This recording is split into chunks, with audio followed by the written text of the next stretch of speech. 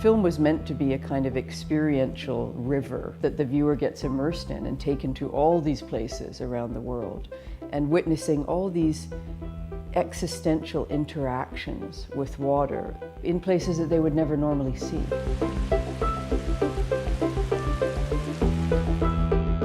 In terms of water, we assume that it's just there and it will be there, and our governments are in charge of getting us fresh and drinkable water all the time. But what we wanted to do with this film was to kind of say, wait a minute, let's think about what this large growing population of humans leaning on this finite resource is actually doing. Ed was asked by National Geographic to do a shoot on water in California. California has very complex water treaty access agreements because they have very little water of their own. So when Ed came back with those photographs, we looked at it and said, this is it, this is the subject. There's something so cinematic about water, and the scope of it was totally daunting. Like, how do you make a film about water?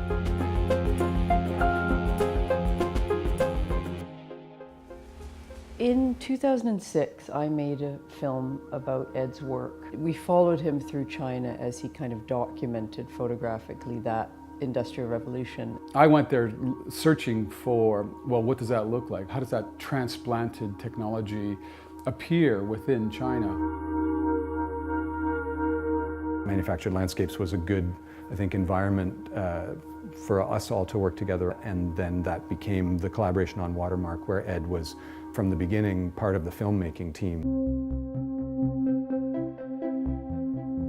The story also unfolded into other places, into Mexico and China to look at the largest fish farms in the world, India to see the Kumbh Mela festival. We're following many of the things that I've established as a stills photographer, looking for interesting points of view, looking at the human systems on scale that are imposed upon that landscape. When you think of Burtynsky stills, they're incredibly high resolution. Prints are like 5 by 7, 6 by 8 feet. And because of the resolution, you can be overwhelmed by the wide view, but then you can look in close and see unbelievable potential narrative threads and details. I worked with 4 by 5 formats back in the day of film and 8 by 10. And now I've started working with a Hasselblad with a 60 megapixel back.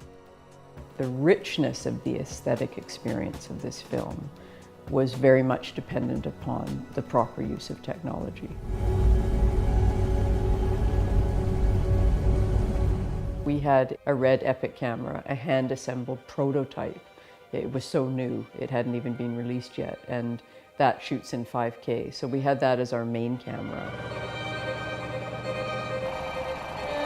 When I went back to China, I wanted to bring some of the ideas of, again, releasing myself from a fixed point perspective, that, you know, I'm on the ground or I'm on a hilltop or I'm on a rooftop, and that's the best I can do in China. You can't rent a Cessna, you can't rent a helicopter, you know, there is no civil aviation. It's all either military or commercial. And then I looked at all kinds of ways in which I might be able to do that. And at the end of the day, I thought, okay, there are now remote helicopters that can be assembled on location, and they're strong enough to be able to put an Epic or a Hasselblad on them. So I can then be shooting from 1,000 feet, looking through my Hasselblad. It offered us an ability to do something that was not possible any other way.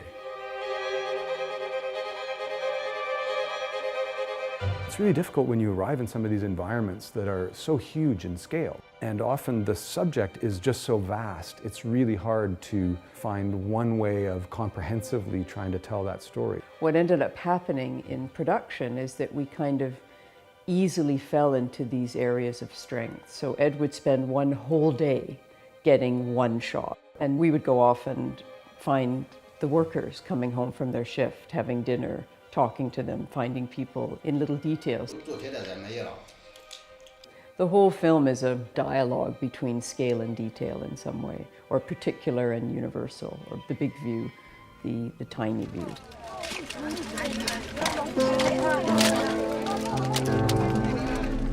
There's a tension that I feel when you visit a lot of these sites that represent really extreme environmental degradation or people who are under extreme water stress in different parts of the world. As someone who wants to be an optimist and wants to find solutions to things, sometimes witnessing these places can really take the wind out of your sails. The Colorado River Delta, where we filmed from the air originally, and it was like a science fiction landscape. It was surreal. Miles and miles of white desert with these trees of the ocean coming up, trying to find the river, and the river isn't there. I was just looking at this place and thinking, my God, the extent to which we change things is pretty profound.